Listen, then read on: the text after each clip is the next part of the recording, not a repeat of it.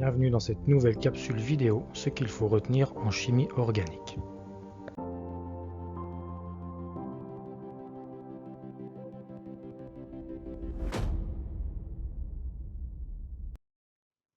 Bonjour les chimistes.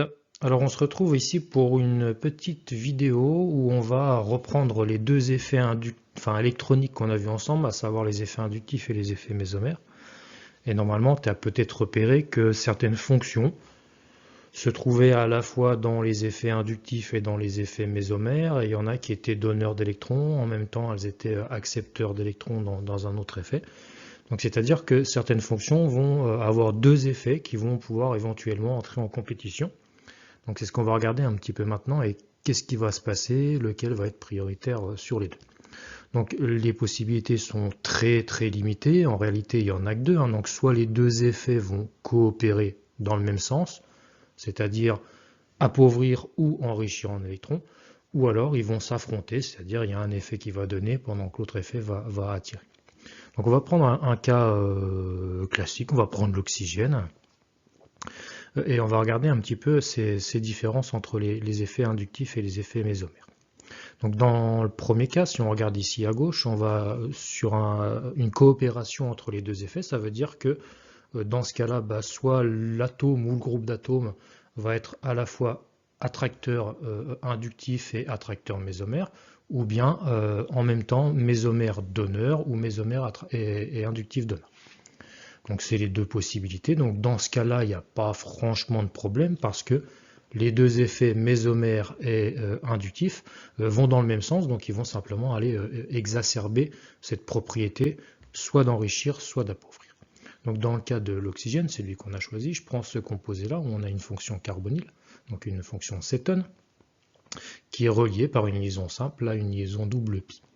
Si on prend juste l'effet inductif, l'oxygène, on sait que du fait qu'il est très électroattracteur, il va avoir une capacité, un effet inductif attracteur, donc il va pomper tous les électrons des atomes qui lui sont directement liés, et un petit peu plus loin, puisqu'on sait que l'effet inductif se propage à travers les liaisons.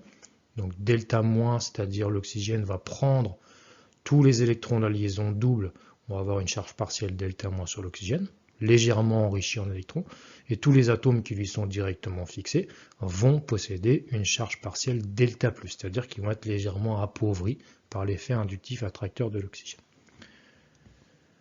On sait également que l'oxygène, sous forme d'une fonction carbonyle, d'autant plus que cette fonction carbonyle ici, elle est reliée par une seule liaison simple sigma à une liaison double, c'est-à-dire une liaison qui possède deux électrons mobiles qui peuvent se déplacer facilement. Dans ces conditions, l'oxygène de cette fonction carbonyle possède une propriété, un effet mésomère attracteur.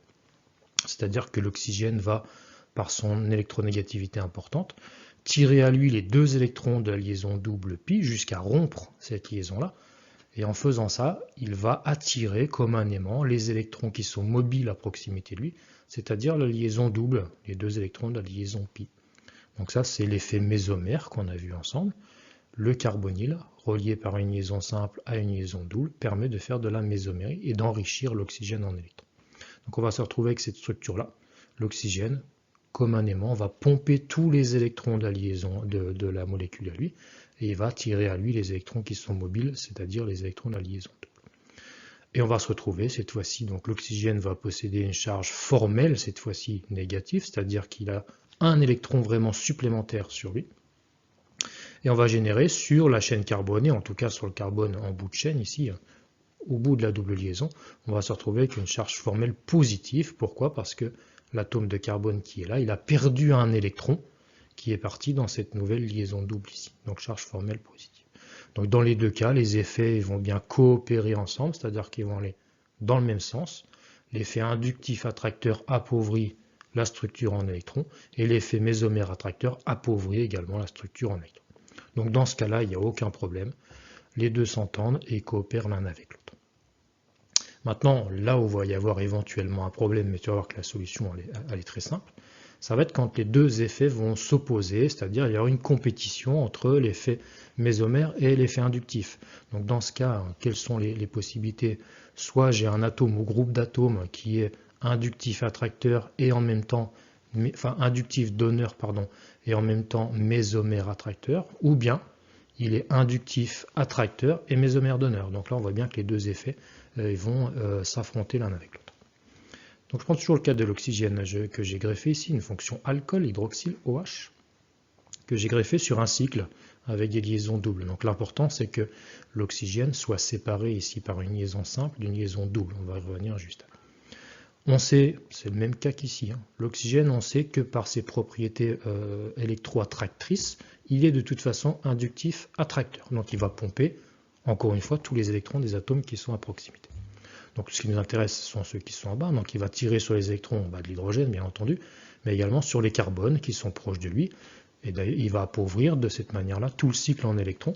Et on va générer des charges partielles, delta plus, sur ces atomes de carbone. Pendant que l'oxygène va récupérer ces électrons à travers la liaison, donc il va s'enrichir un petit peu, il va devenir chargé delta. Donc ça, ce sont les charges partielles associées aux effets inductifs. Donc c'est ce que je viens de dire, hein. L'oxygène va appauvrir, je marque légèrement le cycle en électrons parce que ce sont que des charges partielles, on n'a pas coupé complètement les liaisons, donc on va juste tirer un petit peu sur les électrons pour générer les charges partielles. En parallèle, on sait que l'oxygène, selon la position dans laquelle il va se trouver, il va pouvoir éventuellement avoir un effet mésomère donneur. Pourquoi? Parce qu'il possède des doublés non liants. Et si les éléments sont rassemblés pour qu'ils puissent donner ces électrons, eh bien il va le faire.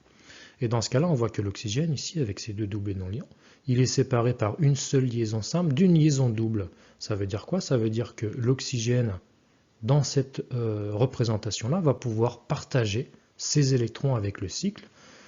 Mésomère donneur, il va partager un de ces deux doublés non liants pour générer une liaison double carbone-oxygène.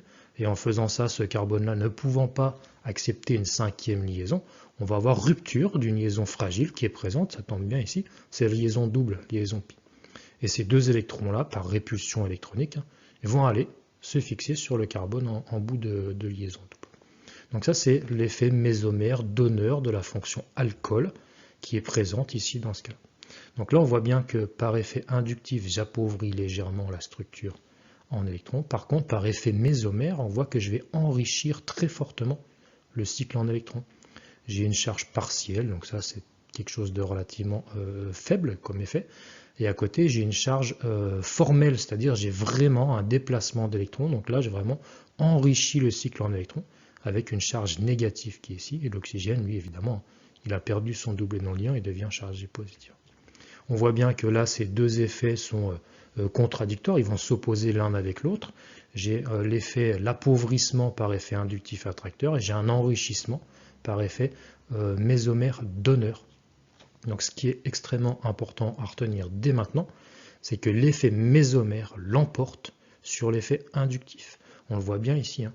J'enrichis fortement avec une charge formelle, c'est-à-dire j'ai vraiment donné des électrons au cycle, alors qu'ici c'est simplement dans les liaisons les électrons qui sont plus d'un côté que de l'autre, je n'ai pas réellement des électrons qui se sont baladés dans la structure. Donc là, l'effet mésomère donneur de l'oxygène l'emporte très largement sur son effet inductif attracteur. Et ce sera dans la majorité des cas, mis à part pour les halogènes, le fluor, le chlore, le brome ou toujours les effets mésomères qui l'emporteront sur les effets inductifs.